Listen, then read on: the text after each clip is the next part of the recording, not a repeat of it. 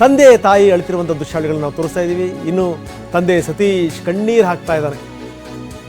ನಿನ್ನೆ ರಾತ್ರಿ ಅಷ್ಟೇ ಈ ಬೋರ್ವೆಲ್ ಕೊರೆಸಿದ್ವಿ, ಇದು ಹಳೇದಲ್ಲ, ಇದು ಹೊಸದೇನೆ. ಇದು ಮಗು ಬಿದ್ದಿರುವಂತಹ ಬೋರ್ವೆಲ್ಗೆ ಕಲ್ಲಿಟ್ಟಿದ್ವಿ,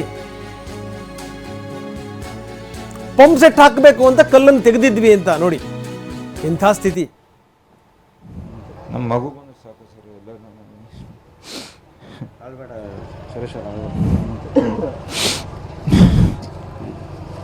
ಜಿಲ್ಲಾಡಳಿತನ ಬಂದದ, ಕಾರ್ಯಾಚರಣೆ ಆಗ್ತದೆ. ಕಾರ್ಯಾಚರಣೆ ಬಗ್ಗೆ ನಿಮಗೆ ಒಂದು ಸ್ವಲ್ಪ ಇದೆಯಲ್ಲ, ನಮ್ಮ ಮಗು ಬಂದ್ರೆ ಸಾಕು ಸರ್, ಎಲ್ಲರೂ ಆಳ್ಬೇಡ ಸುರೇಶ್ ಜಿಲ್ಲಾಡಳಿತನ ಬಂದದ, ಕಾರ್ಯಾಚರಣೆ ಆಗ್ತದೆ. ಕಾರ್ಯಾಚರಣೆ ಬಗ್ಗೆ ನಿಮಗೆ ಒಂದು ಸ್ವಲ್ಪ ಇದೆಯಲ್ಲ, ನಮ್ಮ ಮಗು ಬಂದ್ರೆ ಸಾಕು ಸರ್, ಎಲ್ಲರೂ ತಂದೆ ಸತೀಶ್ ನಮ್ಮ ಜೊತೆಗೆ ಮಾತಾಡಿದ್ದಾರೆ. ಏನು ಹೇಳಿದ್ರು ನೋಡ ಬನ್ನಿ. ಆ ಪುಟ್ಟ ಬಾಲಕ ಪುಟ್ಟ ಕಾಲುಗಳಲ್ಲಿ ಮನೆ ತುಂಬ ಓಡಾಡ್ತಾ ಇದ್ದ. ಆತನ ತುಂಟಾಟಕ್ಕೆ ಇಡೀ ಮನೆಯವರು ಕೂಡ ಖುಷಿ ಪಡ್ತಾ ಇದ್ರು. ನಿಮ್ಮ ಉಬ್ಬಿದ ರಕ್ತನಾಳಗಳ ಸಮಸ್ಯೆಗೆ ಎವಿಸ್ ಆಸ್ಪತ್ರೆಯಲ್ಲಿ ಕೇವಲ 30 ನಿಮಿಷದ ಲೇಸರ್ ಚಿಕಿತ್ಸೆಯೊಂದಿಗೆ ಮುಕ್ತಿ ಹೊಂದಬಹುದು. ಹೆಚ್ಚಿನ ವಿವರಗಳಿಗಾಗಿ ಸಂಪರ್ಕಿಸಿ 8088837300. ಆದರೆ ಆ ಇಡೀ ಮನೆಯಲ್ಲಿ ಈಗ ಒಂದು ನೋವಿನ ವಾತಾವರಣ ಮನೆ ಮಾಡಿದೆ. ಯಾಕಂದರೆ ಆ ಪುಟ್ಟ ಬಾಲಕ ಆಟ ಆಡ್ತಾ ಹೋಗಿ ಮನೆಯ ಪಕ್ಕದಲ್ಲಿ ಹಾಕಿರ್ತಕ್ಕಂಥ ಕೊಳವೆ ಬಾವಿಯಲ್ಲಿ, ಏನು ತೆರೆದ ಕೊಳವೆ ಬಾವಿಯಲ್ಲಿ ಕಾಲು ಜಾರಿ ಬಿದ್ದಿದ್ದು ಇಡೀ ಮನೆಗಷ್ಟೇ ಅಲ್ಲ, ಇಡೀ ಜಿಲ್ಲೆಗೆ ಒಂದು ನೋವಿನ ಒಂದು ಘಟನೆಗೆ ಇಲ್ಲಿ ಕಾರಣವಾಗಿದೆ. ಸದ್ಯ ಆ ಪುಟ್ಟ ಬಾಲಕ ಸಾತ್ವಿಕನ ತಂದೆ ನಮ್ಮೊಂದಿಗಿದ್ದಾರೆ. ಏನೆಲ್ಲ ಆಯಿತು ಅನ್ನೋದನ್ನು ಅವ್ರನ್ನ ಮಾತಾಡಿಸ್ತೀವಿ. ನಿನ್ನೆಯಿಂದ ಏನೆಲ್ಲ ಘಟನೆ ಆಯಿತು, ಹೇಗೆ ನಿಮ್ಮ ಮಗು ಒಳಗಡೆ ಬಾವಿಲಿ ಬಿತ್ತು? ಏನು ರಾತ್ರಿ ಹೊಡೆದಿವಿ ಸರ್, ಬೋರ್ಗಳಿಲ್ಲ, ನೀನು ಕೊರಚಿದ ರಾತ್ರಿ ಇದು ಮಾಡಿದ್ದೀವಿ ರೀ. ಅದು ಬೆಳಗ್ಗೆ ಅದನ್ನು ಏರ್ಪಾಸ್ ಆಗ್ಯದ ಸರ್, ಕುಣಿಟ್ಟು 180ಕ್ಕೆ ಏರ್ಪಾಸ್ ಆಗೈತೆ ರೀ. ಅದು 260 ಮಾಡಿಬಿಟ್ಟಿವಿ ಸರ್. ನೀರು ಬಂದಿತ್ತು ಸರ್, ನೀರು ಬಂದಿತ್ತು ರೀ. ಅವ್ರು ಬೋರ್ ಗಾಡಿಯವ್ರು ಏನಂದ್ರಿ, ಅದು ಕೇಶಿಂಗ್ ನೀವು ತಂದು ಹಾಕೋರಿ, ಮೋಟ್ರ್ ಬಂದಲ್ಲಿ ಬಿಡ್ರಿ, ಆಮೇಲೆ ಮೋಟ್ರ್ ನಡೀತಂದ್ರೆ ಕೇಶಿಂಗ್ ತಂದು ಹಾಕೋ ಅಂದಾರೆ ಸರ್ ಅವರು. ಹಾಂ ಸರ್. ನೀವು ಮತ್ತೆ ಯಾಕೆ ಹೆಂಗೆ ಬಿತ್ತು ನಿಮ್ಮ ಮಗ, ಹೆಂಗೆ ಬಿದ್ದ? ಅದು ನಾವು ಇವತ್ತು ಮತ್ತೊಂದು ಬೋರ್ವೆಲ್ಗೆ ಮೋಟ್ರ್ ಬಿಟ್ಟಿವಿ ಸರ್.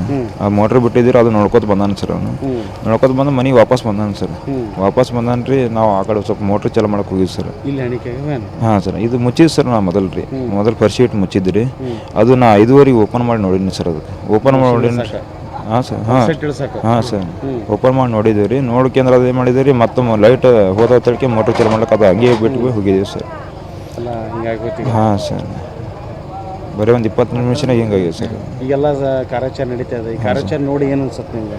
ನಮ್ಮ ಮಗು ಬಂದ್ರೆ ಸಾಕು ಸರ್, ಎಲ್ಲರೂ ಆಳ್ಬೇಡ ಸುರೇಶ್ ಜಿಲ್ಲಾಡಳಿತನ ಬಂದದ, ಕಾರ್ಯಾಚರಣೆ ಆಗ್ತದೆ. ಕಾರ್ಯಾಚರಣೆ ಬಗ್ಗೆ ನಿಮಗೆ ಒಂದು ಸ್ವಲ್ಪ ಇದೆಯಲ್ಲ, ಮಾಡತ್ತಾರ ಸರ್. ಎಲ್ಲರೂ ಒಕ್ಕೂಟಗಳಿಗೆ ಮಾಡತ್ತಾರ ಸರ್. ಮಗು ಬಂದ್ರೆ ಸಾಕು ಸರ್, ಎಲ್ಲರೂ ಶ್ರಮ ಪಡ. ಹಾಂ ಸರ್.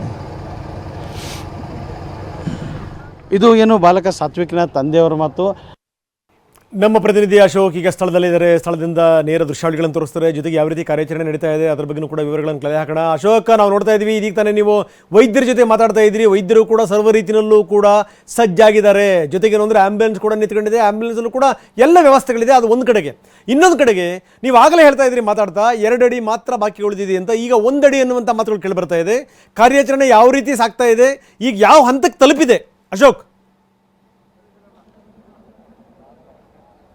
ರಂಗನಾಥ್, ಕಾರ್ಯಾಚರಣೆ ಬಂದ್ಬಿಟ್ಟು ಈಗ ಭರದಿಂದ ಸಾಗಿದೆ ಅಂತ ಹೇಳ್ಬೋದು. ಕೇವಲ 2 ಅಡಿಗೆ ಈ ಹಿಂದೆ ಹೇಳಿದಾಗೆ 2 ಅಡಿ ಮಾತ್ರ ಬಾಕಿ ಇತ್ತು ಸುರಂಗ ಕೊರೆಯೋ ಕಾರ್ಯ. ಈಗ 1 ಅಡಿ ಮಾತ್ರ ಬಾಕಿ ಉಳಿದಿದೆ. ಆದರೆ ನಿಧಾನಗತಿಯಲ್ಲಿ ಅದು ಸುರಂಗ ಕೊರೆಯೋ ಕಾರ್ಯ ಆಗ್ತಾ ಇದೆ. ಯಾಕಂದರೆ ಗಡುಸಾದ ಕಲ್ಲು, ಪದರು ಇರ್ತಕ್ಕಂಥ ಒಂದು ಗಡುಸಾದ ಕಲ್ಲು ಇರೋದ್ರಿಂದ, ಕಪ್ಪು ಶಿಲೆ ಇರೋದ್ರಿಂದ ಅದನ್ನು ಸುಲಭವಾಗಿ ತುಂಡರಿಸೋಕೆ ಸಾಧ್ಯ ಆಗ್ತಾ ಇಲ್ಲ. ಹಾಗಾಗಿ SDRF ಇರ್ಬೋದು, NDRF ಮತ್ತು ಅಗ್ನಿಶಾಮಕ ದಳ ಸಿಬ್ಬಂದಿಗಳು ಇಲ್ಲಿ ಹ್ಯಾಂಡಲ್ ಗ್ರಿಲ್ ಅಂತಂದರೆ ಡಿಗ್ಗಿಂಗನ್ನು ಉಪಯೋಗಿಸ್ಕೊಂಡು ಅದನ್ನು ಡಿಗ್ ಮಾಡಿ ತುಂಡಾಗಿ ಸಣ್ಣ ಪ್ರಮಾಣದಲ್ಲಿ ಕಲ್ಲನ್ನು ಕತ್ತರಿಸಿಕೊಂಡು ಇವರು ಅದನ್ನು ಹೊರಗೆ ತೆಗಿಬೇಕು. ಈಗ ಆ ಕಾರ್ಯಾಚರಣೆ ಮಾಡುವ ದೃಶ್ಯವನ್ನು ಇಲ್ಲಿ ತೋರಿಸ್ತೀವಿ.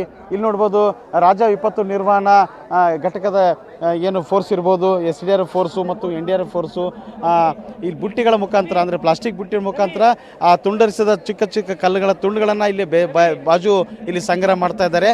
ಅಂದರೆ ಏನು ಆಳವಾಗಿ ಇರ್ತಕ್ಕಂಥ ಗುಂಡಿಗೆ ಏನು ಅಡ್ಡವಾಗಿ ಕೊಳವೆ ಬಾವಿಗೆ ಸಂಪರ್ಕ ಕಲ್ಪಿಸುವ ಅಡ್ಡವಾಗಿ ಒಂದು ಸುರಂಗ ಒಂದು ಕೊರಿತಾ ಇದ್ದಾರೆ. ಕೇವಲ 1 ಅಡಿ ಮಾತ್ರ ಇರ್ಬೋದು, ಆದರೆ ನಿರ್ದಿಷ್ಟವಾಗಿ ಯಾವ ಪ್ರಮಾಣದಲ್ಲಿ ಅದನ್ನು ಕತ್ತರಿಸಲಾಗ್ತದೆ, ಅಂದರೆ ದೊಡ್ಡ ಕಲ್ಲುಗಳನ್ನು ತುಂಡರಿಸಲಾಗ್ತದೆ ಅನ್ನೋದು ಇಲ್ಲಿ ಸ್ಪಷ್ಟವಾಗಿ ಗೊತ್ತಾಗ್ತಾ ಇಲ್ಲ. ಅಂದರೆ ಅದಕ್ಕೆ ಮುಖ್ಯ ಕಾರಣ ಏನಂತಂದರೆ ಅದು ಬರೀ ಅತ್ಯಂತ ಕಠಿಣವಾದಂಥ ಕಪ್ಪು ಕಲ್ಲಿದೆ. ಅದನ್ನು ಒಂದು ಮುಂಜಾಗ್ರತಾ ಕ್ರಮಗಳಿಂದಲೇ ಅದನ್ನು ತುಂಡರಿಸಬೇಕು.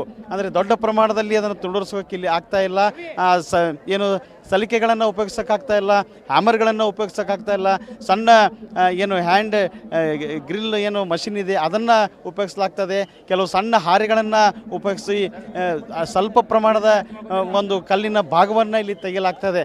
ಅಂದರೆ ಓಪನ್ ಪ್ಲೇಸ್ ಇದ್ದರೆ ಹಿಟಾಚಿ ಮತ್ತು ಇನ್ನಿತರ JCB ಮತ್ತು ಬೃಹತ್ ಗಾತ್ರದ ಯಂತ್ರಗಳಿಂದ ಅದನ್ನು ನಾವು ತೆಗಿಬೋದಿತ್ತು. ಆದರೆ ಆಳವಾದ ಗುಂಡಿಗೆ ಅಡ್ಡಲಾಗಿ ಸುರಂಗ ನಿರ್ಮಾಣ ಕಾರ್ಯ ಇದು ಕಷ್ಟದಾಯಕ ಕೆಲಸ. ಆದರೆ ಕೇವಲ 1 ಅಡಿ ಇರ್ಬೋದು, ಆದರೆ ಇನ್ನೂ ಕೆಲ ಸಮಯ ಹಿಡುತ್ತೆ ಅನ್ನೋ ಮಾತನ್ನು ಹೇಳ್ತಾ ಇದ್ದಾರೆ. ಇನ್ನೂ ಕೆಲವೇ ನಿಮಿಷಗಳಲ್ಲಿ ಇಡೀ ಕಾರ್ಯಾಚರಣೆಗೆ ಒಂದು ಪೂರ್ಣ ವಿರಾಮ ಬೀಳಬಹುದಾಗಿದೆ. ಅಂದರೆ 1 ಅಡಿ ಸುರಂಗ ಮಾರ್ಗ ಮಾತ್ರ ಬಾಕಿ ಉಳಿದಿದ್ದು, ಆ 1 ಅಡಿ ಸುರಂಗವನ್ನು ಕೊರೆದರೆ ನೇರವಾಗಿ ಕಾರ್ಯಾಚರಣೆಯ ತಂಡಕ್ಕೆ ಪುಟ್ಟ ಬಾಲಕ ಸಾತ್ವಿಕ್ ಇವರ ಕೈಗೆ ಸಿಗ್ತಾನೆ. ಸಿಕ್ಕ ತಕ್ಷಣವೇ ಪ್ರಾಥಮಿಕ ಚಿಕಿತ್ಸೆಗೆ ನೀಡೋಕ್ಕೆ ಇಲ್ಲಿ ಎಲ್ಲ ತಯಾರಿಗಳನ್ನು ಮಾಡಿಕೊಳ್ಳಲಾಗಿದೆ. ಈಗಾಗಲೇ ತಾಲೂಕು ವೈದ್ಯಾಧಿಕಾರಿ ಡಾಕ್ಟರ್ ಅರ್ಚನಾ ಕುಲಕರ್ಣಿ ಹಾಗೂ ಅವರ ತಂಡ ಇಲ್ಲಿ ಸಕಲ ಮಾಹಿತಿಯನ್ನು ನೀಡಿದ್ದಾರೆ. ಇದರ ಜೊತೆಗೆ ಇಲ್ಲಿ ನೋಡ್ಬೋದು ಆಂಬ್ಯುಲೆನ್ಸ್ ಕೂಡ ಒಂದು ಸರ್ವ ರೀತಿಯಲ್ಲಿ ಸನ್ನದ್ಧವಾಗಿ ನಿಂತಿದೆ. ಆಂಬ್ಯುಲೆನ್ಸ್ನಲ್ಲಿ ಈಗಾಗಲೇ ಬಾಲಕನ ತಾಯಿ ಪೂಜಾ ಹಾಗೂ ಅವರ ಸಂಬಂಧಿಕ ಮಹಿಳೆಯರನ್ನು ಅಲ್ಲಿ ಕೂಡಿಸಲಾಗಿದೆ. ಬಾಲಕನನ್ನು ಹೊರಗೆ ತೆಗೆದ ತಕ್ಷಣವೇ ಪ್ರಾಥಮಿಕ ಚಿಕಿತ್ಸೆ ನೀಡಿ ತಾಲೂಕು ಆಸ್ಪತ್ರೆಗೆ ರವಾನೆ ಮಾಡಲಾಗ್ತದೆ. ಅಲ್ಲಿ ಅವಶ್ಯಕತೆ ಬಂದರೆ ಹೆಚ್ಚಿನ ಚಿಕಿತ್ಸೆಗೆ ಜಿಲ್ಲಾಸ್ಪತ್ರೆಗೆ ಅಥವಾ ಬೇರೆ ಖಾಸಗಿ ಆಸ್ಪತ್ರೆಗೂ ಕೂಡ ಚಿಕಿತ್ಸೆಗೆ ರವಾನೆ ಮಾಡುವ ಒಂದು ಸಾಧ್ಯತೆ ಇಲ್ಲಿ ಕಂಡು ಬರ್ತಾ ಇದೆ. ಒಟ್ಟಾರೆಯಾಗಿ ಇಲ್ಲಿ ನೆರೆದ ಪೋಷಕರಿರ್ಬೋದು, ಏನು ಪೊಲೀಸ್ ಅಧಿಕಾರಿಗಳು, ಜಿಲ್ಲಾಧಿಕಾರಿಗಳು, ರಕ್ಷಣಾ ಪಡೆ ಈಗ ಸುರಕ್ಷಿತವಾಗಿ ಬಾಲಕನನ್ನು ಹೊರಗೆ ತೆಗಿಬೇಕು, ಬಾಲಕ ಸುರಕ್ಷಿತವಾಗಿ ಬರಬೇಕು ಎನ್ನುವ ಒಂದು ನಿಟ್ಟಿನಲ್ಲಿ ಕೆಲಸ ಮಾಡ್ತಾ ಇದ್ದಾರೆ. ಇಲ್ಲಿ ಸುತ್ತಮುತ್ತಲ ನೂರಾರು ಜನರು ಸೇರಿದ್ದಾರೆ. ಕೇವಲ ಲಚ್ಚಾನ ಗ್ರಾಮ ಅಲ್ಲ, ಇಡೀ ಇಂಡಿ ಪಟ್ಟಣ ಇರ್ಬೋದು, ಇಂಡಿ ಪಟ್ಟಣ ಸುತ್ತಮುತ್ತಲ ಗ್ರಾಮಗಳಿರ್ಬೋದು, ಆ ಗ್ರಾಮಗಳ ಜನರೆಲ್ಲರೂ ಸ್ಥಳದಲ್ಲಿ ಇಲ್ಲಿ ನೆರೆದಿದ್ದಾರೆ. ನಮ್ಮೂರಿನ ಬಾಲಕ ಸಾತ್ವಿಕ್ ಆರಾಮವಾಗಿ ಯಾವುದೇ ತೊಂದರೆ ಆಗದಂತೆ ಬರಬೇಕು. ನಡೆಯಬಾರದ ಘಟನೆ ಇಲ್ಲಿ ನಮ್ಮೂರಲ್ಲಿ ನಡೆದಿದೆ. ಹಿಂದೆ ಯಾವುದೇ ರೀತಿ ಇಂಥ ಘಟನೆ ನಮ್ಮೂರಲ್ಲಿ ನಡೆದಿರಲಿಲ್ಲ. ಈಗ ನಡೆದಿದ್ದು ಬಾಲಕರಿಗೆ ಯಾವುದೇ ತೊಂದರೆ ಆಗದಂಥ ರೀತಿಯಲ್ಲಿ ಆತ ಸುರಕ್ಷಿತವಾಗಿ ಬರಬೇಕೆನ್ನೋ ಪ್ರಾರ್ಥನೆಯನ್ನು ಮಾಡ್ತಾ ಇದ್ದಾರೆ. ರಂಗನಾಥ್. ಓಕೆ, ಧನ್ಯವಾದ ತಮ್ಮೆಲ್ಲ ಮಾಹಿತಿಗೆ.